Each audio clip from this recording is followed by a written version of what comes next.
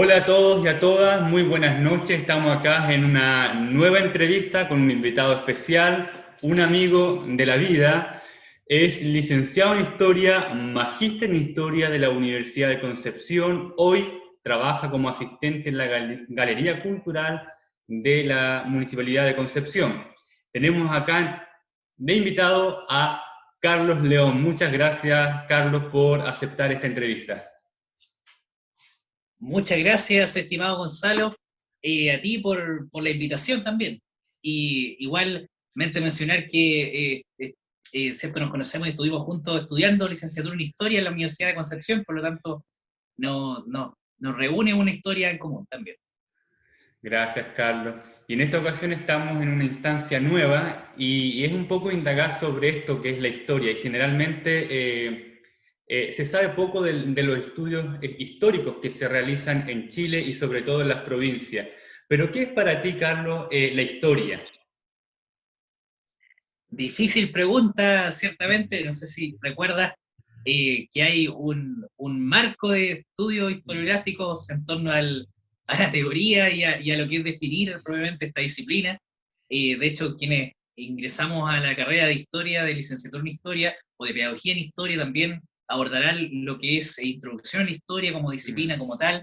El histor, este concepto griego que era el testigo del pasado, pero en realidad nosotros lo que hacemos es, en base a las fuentes, a los fragmentos que quedan del pasado, reconstruir ese pasado y construir un relato para explicar ese pasado y ofrecérselo, ¿cierto?, al lector, y a la vez como un acto de memoria, es decir, como un trabajo que implica dejar testimonio, memoria de cómo fueron sucediendo los hechos. Yo creo que ahora, con todos los avances epistemológicos, igual, en ningún caso, eso igual para quienes nos escuchan, se busca llegar a la verdad objetiva de lo que es el pasado. Yo creo que eso no es, eso está superado. La historia depende, como dicen el dicho popular, de la mano de quién la escribe, de cómo la escribe, cuál es el prisma teórico que utilizó. Por lo tanto, no es un relato que está exento de una subjetividad.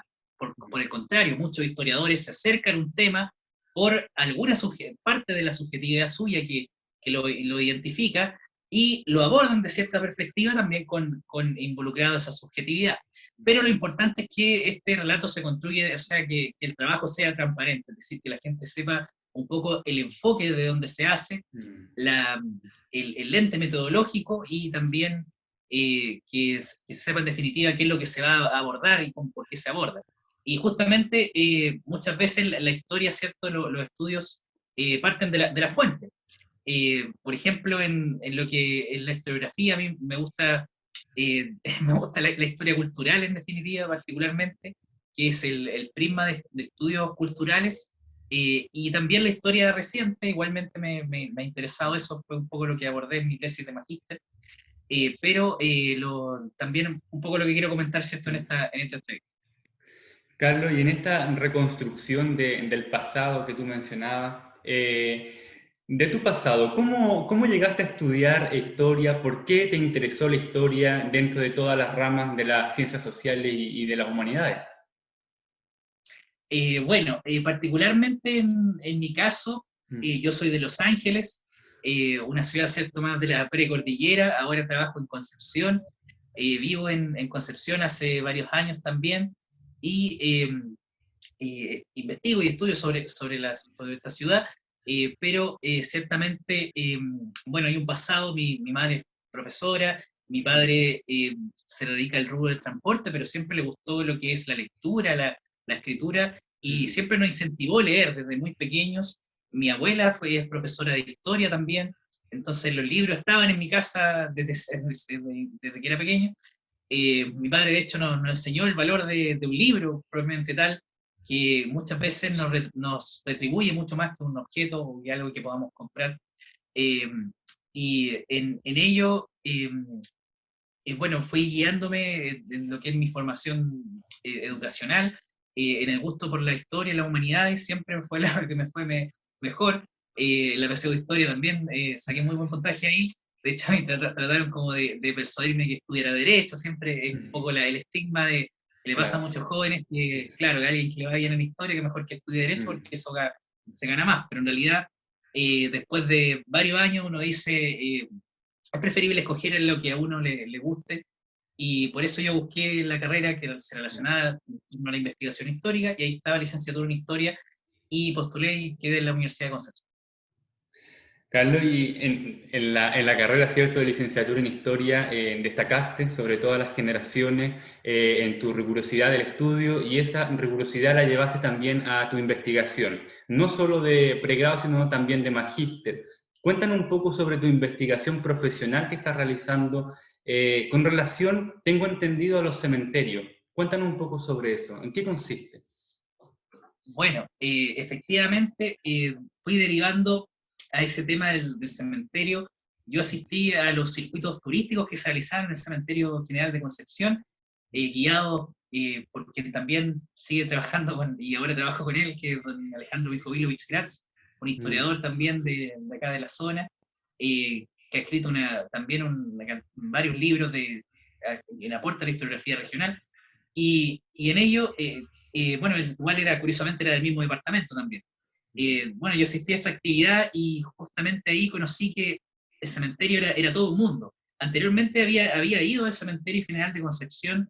Yo en el cementerio de Los Ángeles, obviamente uno lo visita como, eh, como deudo, ¿cierto? Ahí están mis claro. familiares sepultados. Y Mm, obviamente uno le causaba la impresión, pero desde la vinculación entre este mundo de la muerte y la historia, la vine a conocer acá en Concepción cuando no, me di cuenta, ¿cierto?, que era todo un mundo posible de investigar. Luego, justamente, había un profesor del Departamento de Historia en ese entonces, quien sacó el libro, y ya tenía en ese entonces el libro, Sepultura Sagrada y Tumba Profana, los espacios de la muerte en Santiago de Chile, prefiero el ya. profesor Marco León, que de hecho aquí está la segunda edición, que es un libro que igual recomiendo que puedan adquirir, es de la editorial Historia Chilena, en una editorial de Santiago, de cierto, de allá, y Mm, se puede adquirir todavía. Eh, y bueno, este libro igual está en PDF, en memoria chilena, la primera versión. Eh, y bueno, aquí me di cuenta que había todo un prisma, una especie de tradición historiográfica de estudiar la muerte. mm. Eh, a mí me llamaba incluso la atención, había hecho un trabajo pequeño, monográfico sobre la muerte en el barroco, pero después derivé que en realidad había todo un mundo de investigación y gente que investigaba este tema de los cementerios. Ahí, cierto, derivé y hice mi tesis sobre una parte del cementerio de Concepción que no estaba investigada, que era el cementerio de los disidentes, donde se Ya. sepultaban las personas que no eran católicas. Y ahí, Mm, cierto, fue mi investigación que derivó finalmente, después de varios mm. tiempos, y también lo que implica un proceso editorial, que es un proceso obviamente lento, en este libro que tengo en mis manos, que es El cementerio de disidentes de Concepción, una lectura cultural, Sí. 1883-1929. En este libro lo pueden adquirir en la Mm, editorial Historia Chilena también, allá en ya. Santiago, y se puede adquirir igual en la tienda del Museo de Galería de la Historia donde trabajo, eh, ¿cierto? El libro, pero también está disponible desde hace unos pocos días, se Mm, subió a la página del Archivo Histórico de Concepción, lo pueden descargar genial. en PDF para, ¿cierto?, todos quienes están viendo, eh, y un poco lo que después de revisar varios trabajos, por ejemplo, ahí incluso también historiadores y trabajos de México, en México se trabaja mucho este tema, en Colombia, hay Mm, toda una red de investigadores que forman posteriormente lo que igual me sumé, que es la red iberoamericana de cementerios patrimoniales, eh, y en ello cabe, cierto, mencionar que un poco a raíz después de todo eso que leí, traté de sintetizarlo en una investigación de este espacio, de este cementerio. Carlos, y un poco para las personas que no están muy familiarizados con estos temas, cuando tú estudias el cementerio y la muerte, ¿qué quieres ver cómo la muerte se representa en lo físico, que es la sepultura, la escultura? ¿Cómo se hace ese estudio de la muerte? Porque uno se imagina una persona muerta y cómo se estudia eso. Y otra pregunta, ¿por qué esas fechas y no otras? Bueno, eh, primero voy a responder la primera pregunta, es más Claro. larga que la segunda. Ciertamente esta temática de estudio tiene un sinfín, varios temas de análisis. Por un lado, el cementerio como tal es un espacio que se puede ser analizado desde la historia, la antropología, la sociología, la arquitectura, algunas, solo por mencionar algunas, ¿cierto? Se han Claro, hecho estudios tanatológicos también de antropología, pero desde historia está para poder investigar, por ejemplo, eh, si bien es cierto, nosotros no tenemos conocimientos tan especializados de arquitectura, pero aquí nos claro, encontramos con eso, la estructura como tal. Recordemos que, bueno, dentro de la historiografía, antes de estudiar los cementerios, ya había una, de hecho, la generación de la Escuela de los Anales, ya había puesto la muerte como temática de estudio. De hecho, ahí está Philippe Ariès, Michel Bouvel, historiadores que ya habían cierto mencionado en este concepto de la historia total, de analizar ciertos diferentes aspectos de la vida humana, entonces ya vamos a analizar la muerte. ¿Y cómo analizamos la muerte? Bueno, en ese entonces analizaban con testimonios, testamentos, lo que era perspectivas ante la muerte, se definió el ya, concepto de análisis, la actitud ante la muerte, como una actitud ante la muerte era colindante como con este concepto de la larga duración que había puesto cierto en valor la historia de Noah. Y lo cierto es que, bueno, obviamente está esa posibilidad de investigar la muerte a raíz de, como concepto macro, incluso desde un punto de vista filosófico, ¿cierto? Que se puede abordar tanto en testimonios sobre la muerte, en literatura relacionada al tema, artículos doctrinales, el tema religioso, ¿cierto? La historia de la religión igual tiene que ver también con la muerte. Pero estudiar el cementerio en sí, el cementerio es toda una ciudad de los muertos, nosotros le llamamos que es la réplica de la ciudad de los vivos, y que en este espacio se confabulan estos elementos, es decir, en este espacio está la ritualidad, por ejemplo, cuando alguien los funerales, ¿cierto?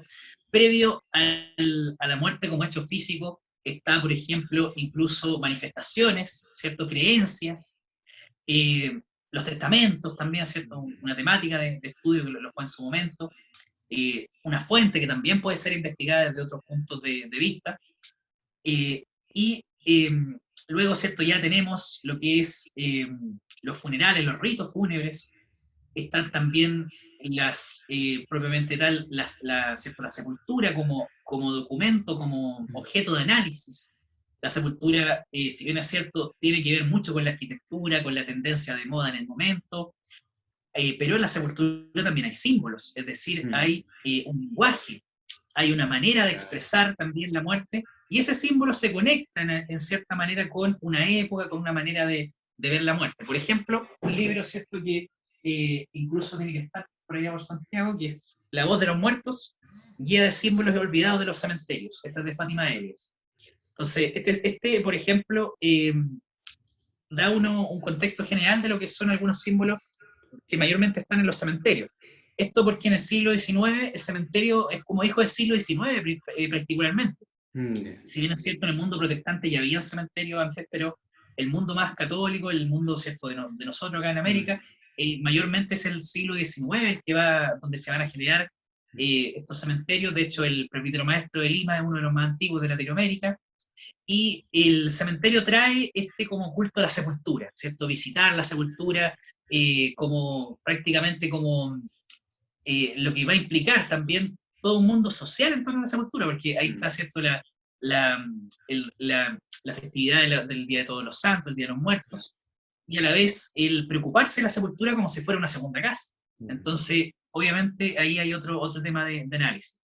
Luego está también cómo se mantiene la sepultura en el tiempo, y igualmente está los discursos en torno, ¿cierto?, a la muerte, es decir, y las problemáticas que ocurren en los cementerios. Los cementerios no es solamente que hayan estado en paz, por así decirlo, siempre, sino que incluso nuestros cementerios en Chile tuvieron su problemática, como lo fue la secularización de los cementerios. Primero fueron católicos y después fueron laicos. Entonces, ahí hay toda una problemática que en algunos casos hay conflicto en torno a ese tema, y eso es una de las problemáticas que tiene el libro, y por eso a los años, ahí tiene responde la segunda pregunta, que es 1883, que tiene que ver con las leyes laicas, obviamente la secularización, y 1929, que es el año que finaliza y que este cementerio eh, finalmente se entrega a la Junta de Beneficencia que administra el Cementerio General, porque el Cementerio de los Disidentes se mantuvo como un espacio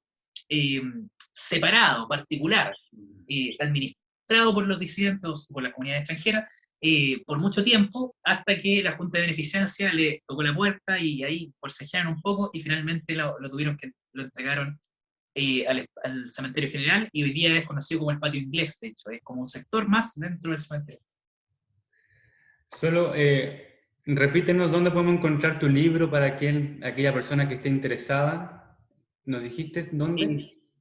Sí, el libro, bueno, es de la editorial Historia Chilena. Se puede en esta editorial, o también, ¿cierto? Pueden buscarlo, ¿cierto? Y comprar el libro ahí. Ya. A través de la editorial que está en Santiago. De hecho, para quienes ven Ya. desde Santiago, eh, allá Ahí están está las copias. disponible. Está disponible, pero igualmente nosotros también, obviamente, igual lo invitamos a que puedan comprar aquí En desde Concepción. Concepción, a quienes también nos están escuchando en otras latitudes, Claro. o quienes estén más cercanos, también pueden comprarlo en la tienda del Museo de Galería de la Historia de Concepción. Nosotros tenemos una página, ghconcepcion.cl. Ahí está el contacto de la tienda y pueden mandar un correo o llamar y podemos gestionar ahí, se gestiona todo lo que es la venta para poder despachar el libro. Genial. Carlos, tú hablabas sobre la actitud hacia la muerte. Generalmente uno tiene la visión, dos polos, una visión como muy carnavalesca de México, ¿cierto? Y sobre todo se potenció con la película de Disney, esa de Coco. Y tenemos otra visión como un aspecto muy triste, muy trágico de una pena absoluta, ¿cierto? Lo que significa un funeral o la muerte de alguien. ¿Cuál es la actitud que evidenciaste tú en tu estudio hacia la muerte? ¿En qué aspecto cultural nos encontramos?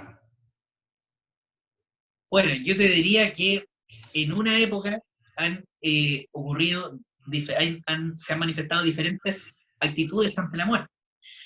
Porque Philip Arias, por ejemplo, el historiador que puso, ¿cierto?, en boga este concepto en el libro El hombre ante la muerte, que igual es un libro recomendable para leer. También el libro La muerte en Occidente, desde la Edad Media hasta nuestros días, también son libros como básicos que la mayoría de quienes investigamos este tema lo revisamos. Eh, bueno, ahí él planteaba que dependiendo, por ejemplo, de la Edad Media, una manera de actitud ante la muerte, y de hecho ahora, a propósito que ahora estamos, ¿cierto?, en una pandemia, Claro.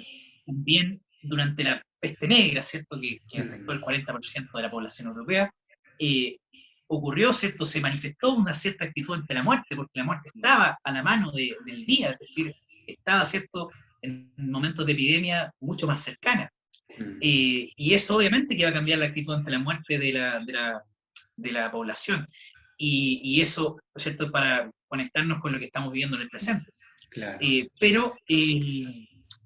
Lo que yo evidencio, ¿cierto?, acá es, yo investigo y me dedico a estudiar un poco la actitud ante la muerte de los disidentes, que eran las comunidades, aquí escogí la iglesia anglicana, luterana y presbiteriana, y para eso estudié ciertos artículos doctrinales que, Ya. por ejemplo, referían de cómo afrontar la muerte. Y esa actitud tenía mucho relación con una sobriedad ante la muerte, es decir, ser sobrio ante la muerte, porque el mundo católico era mucho más pomposo. De hecho, paralelamente, en el cementerio disidente había gente que se sepultaba en tierra, bajo este concepto de polvo eres y en polvo te has de convertir, lo que estaba en la Biblia. Gente que tenía muchos recursos, pero que igual se sepultaba en una sepultura muy sobria, tierra, ¿cierto?, con muy poca simbología, a veces con materiales también económicos para la época. Pero desde el lado católico, mausoleos grandes, ¿cierto?, con mármol de Carrara, bronce, obviamente, ataúdes de bronce. Habían personas que incluso se mandaban a hacer un ataúd de mármol. Es decir, había un tema de la suntuosidad, y eso igual tenía relación con el tema social, pero a la vez el mausoleo está mucho más cercano al cielo, es como elevar la traducción. En cambio, lo otro es volver a la tierra, es decir, hay otro concepto de cómo ver la muerte. Y eso convivió se decía, en una misma época.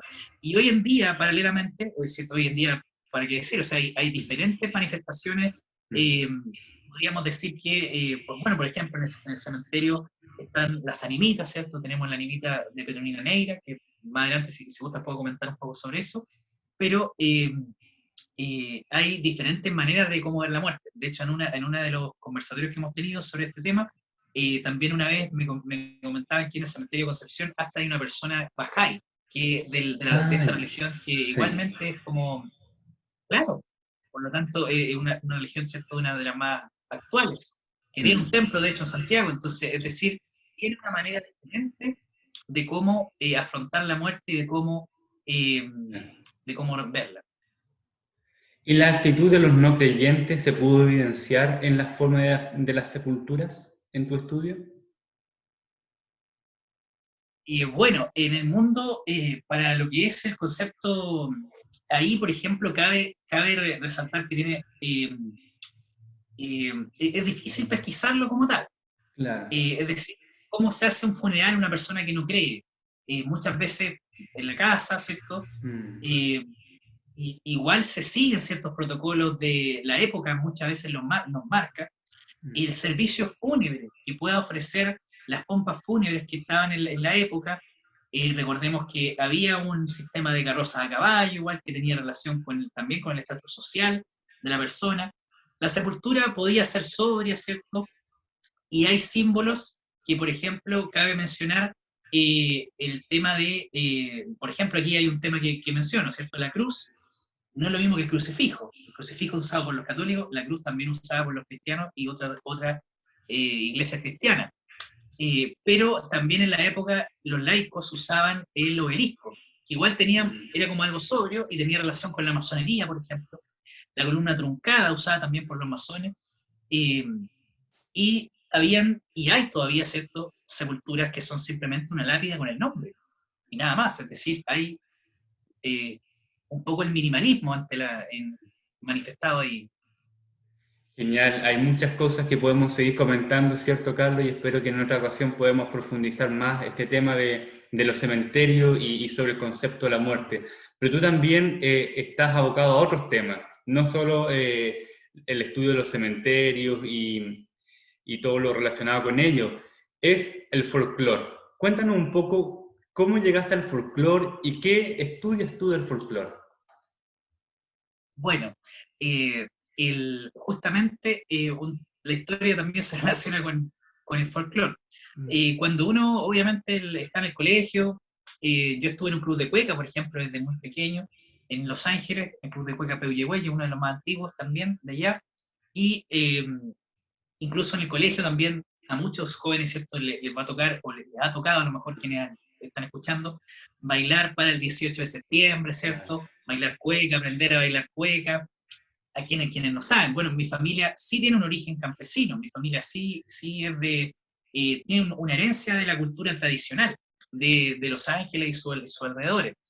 Pero otras personas, otras familias no las tienen, y muchas veces uno se encuentra como de frentón con la cueca Mm, o con el baile, ¿cierto?, que hay que preparar para el 18, claro. y muchos jóvenes, ¿cierto?, y niños no se explican por qué. Entonces, porque de alguna manera no está bien como conectado cultural, no hay una conexión cultural, sino que muchas veces hay a veces como tipo de imposición o como una evaluación que tienen que hacer. Pero en realidad ahí, ¿cierto? Obviamente eso me causaba, ¿cierto?, la impresión. Yo participé de los campeonatos de cueca incluso en su momento. Luego en la universidad estuve en el conjunto folclórico Huenuicán de cantos y danzas, y ahí aprendí que había, ¿cierto?, diferentes maneras de ver este concepto del folclore. No era todo lo mismo. No era todo, ¿cierto?, porque yo era del mundo del club de cueca. Y después en el conjunto, el profesor, ¿cierto?, era José Antonio Rivas, quien es discípulo de Margot Loyola, por ejemplo, y ahí conocí, ¿cierto?, todo este mundo de la investigación de la cultura tradicional. A través del conjunto también me acerqué a Patricia Chavarría, por ejemplo, una gran investigadora de la cultura tradicional en la zona. Eh, También tomé algunos cursos de guitarra campesina, y con eso me di cuenta, obviamente, que había un mundo muy rico. Y lo interesante, y de ahí derivé, ¿cierto?, cómo vinculamos esto con la historia. Mm. Derivé, por ejemplo, los trabajos de Karen Donoso, que es una historiadora de Santiago, quien publicó también este libro, Cultura y Dictadura, Censuras, Proyectos e Institucionalidad Cultural en Chile, 1973-1989. Pero yo me leí su tesis La batalla del folclore, que tenía mucho que ver con cómo este concepto del folclore ha ido cambiando en el siglo XX, y un concepto que es anglosajón en definitiva, un concepto inglés que tiene que ver con la sabiduría popular, ese era el significado, y derivó en delimitar a algo que es la sabiduría popular, es decir, algo, el objeto, y finalmente hoy día el folclore lo conocemos como, ¿qué es lo que hace el folclore? Estar en un conjunto folclórico, o bailar, ¿cierto? Un canto y una danza, ¿cierto? En un escenario. Y resulta que no, o sea, ahí vemos cómo va cambiando el concepto y el uso. Y obviamente hay toda una historia detrás de ahí, está la creación de los conjuntos de proyección folclórica, de donde Margot Loyola tiene mucho que ver. De hecho, ella también induce también la formación del conjunto Cuncumén, que es uno de los más antiguos. Raquel Barros también, en la agrupación folclórica Raquel Barros. Es decir, había todo un mundo que investigar de esa historia, me gustó mucho eso, lo tomé un poco y me di cuenta que podía investigar, y eso lo tomé, ¿cierto?, para ella, para el magíster, porque de alguna manera obviamente el mundo de la cultura tradicional no era muy relacionado, y a veces muchos quienes incluso escuchan ven como una especie como de rivalidad o confrontación entre el mundo de los cuequeros y el mundo de la cultura tradicional. Y lo cierto es que por lo mismo yo dije, bueno, hay que estudiar este otro mundo que no ha sido, cierto, bien investigado, y por eso hice mi investigación sobre los campeonatos de Huecahuasa, que es una tesis que está disponible en este momento en academia.edu. Tengo ahí un perfil y pueden, cierto, acceder a la tesis y consultarla. Y eso me llevó incluso a Arica, a investigar lo que es el Club de Guasos de Arica, el Campeonato Nacional de Cueca de Arica, que es una ciudad muy particular, multicultural, donde han llegado personas del sur, por ejemplo, a llevando también su cultura, obviamente. Y ahí nos damos cuenta que el territorio obviamente recibe diferentes migraciones, y un poco la misma problemática que vi acá con los disidentes, también allá con el Club de Guasos, que eran personas del sur que venían, ¿cierto?, a esta ciudad del norte que recordemos, ¿cierto?, que fue en su momento, antes de la Guerra del Pacífico, también fue del Perú. Genial, Carlos. Tú comentabas un poco ahí sobre Margot Loyola. ¿Qué significa para ti Margot Loyola y qué significa para Chile Margot Loyola?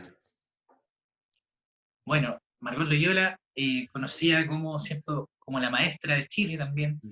Eh, bueno, Margot es un referente, por así decirlo, de investigación, de valor por la cultura tradicional. Y yo, gracias a una investigación que estamos haciendo ahora con el profesor José Antonio Rivas, en torno a la vida de Margot y sobre su trabajo de investigación y lo que ella recopiló acá de esta zona del Biobío, he podido conocer mucho más de cerca la historia de Margot. Yo no la pude conocer en persona, podría decirle. Sí he conocido y soy bien cercano a don Osvaldo Cádiz, quien es, cierto, viudo de Margot Loyola, quien también trabajó con ella en investigaciones de campo, su compañero de vida, en ello mencionar, cierto, que Margot es un referente para quienes investigan la cultura tradicional, y también un personaje parte de esta historia del concepto del folclore, es decir, ella participa de articular este concepto, y en su vida pasa por los diversos planos del concepto, porque ella fue cancionista criolla, podríamos decir, que se llamaba en la época, participó de este movimiento un poco de la música criolla, cantó en las radios en los años 30, es decir, en donde comenzaba este concepto a moverse en la escena, y también después, ¿cierto?, se llega al Instituto de Investigaciones Musicales de la Universidad de Chile, entonces se acerca a este concepto más académico del folclore, la investigación, y comienza, ¿cierto?, su labor de recorrer Chile, como dice uno de los libros, la andariega de Chile. Y comienza, ¿cierto?, ya a desarrollar este otro concepto que hoy día es la cultura tradicional, entendido como el objeto en sí, es decir, lo que el concepto de folclore decía primigeniamente. Carlos, bajo tu visión, ¿qué crees tú que sucede con la cueca o el folclore que a veces provoca rechazo y otras veces mucha adhesión? Hay como una contradicción. No todos saben bailar cueca, no todos muy entusiasmados con el folclore, pero hay instancias de la historia en que muchos adhieren, están muy unidos al folclore, no sé, hay una contradicción. ¿Qué te parece a ti? ¿Estás de acuerdo o no? ¿Cuál es la deuda que tiene la sociedad chilena con respecto a ello?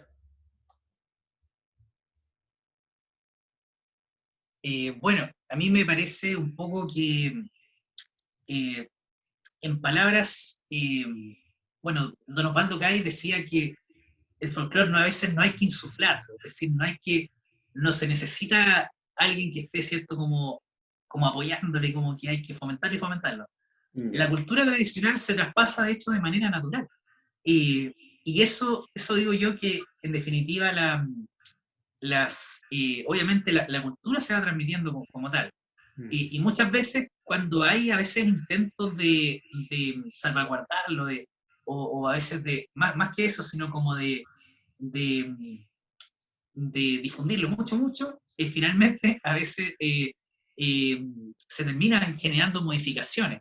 Mm. Porque, de hecho, las películas, por ejemplo, camperas, que fueron las películas que se hicieron en los años 20, 30, eh, fueron las que comenzaron a crear este traje del vestido de China, por ejemplo, que es un traje, eso lo demostró Iranio Chávez en su trabajo, eh, y que tiene un trabajo muy, muy bueno, tanto histórico como de vestuarista, eh, en torno, ¿cierto?, a que este traje se había sido inventado por los cineastas, de hecho, argentinos y mexicanos, por cineastas que no vieron, ¿cierto?, no les gustaban, haciendo algo sobre el campo chileno, y no les gustó, obviamente, cómo era, y por eso fueron y lo modificaron.